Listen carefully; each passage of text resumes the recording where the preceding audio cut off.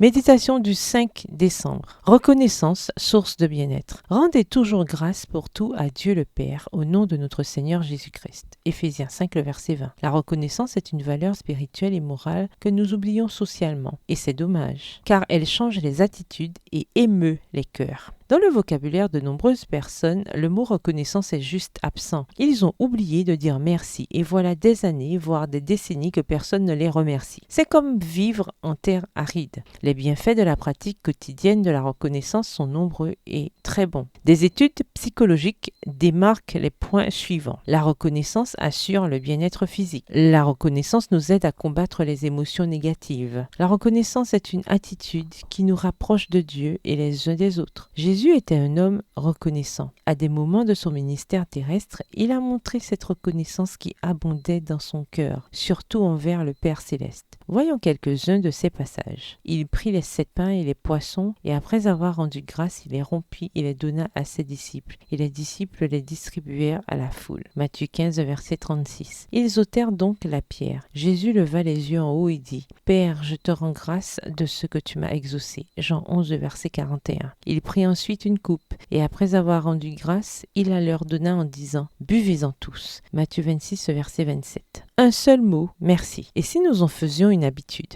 Dire merci produit le contentement, ce qui active les neurotransmetteurs du plaisir et donne une sensation de satisfaction et de plénitude. De cette façon, face à des situations stressantes, traumatisantes et défavorables, nous le faisons avec plus de force. Même si cette déclaration semble impossible à accomplir, l'exhortation de l'apôtre Paul renferme une vérité essentielle. En toutes circonstances, rendez grâce, car telle est à votre égard la volonté de Dieu en Christ Jésus. 1 Thessaloniciens 5, le verset 18.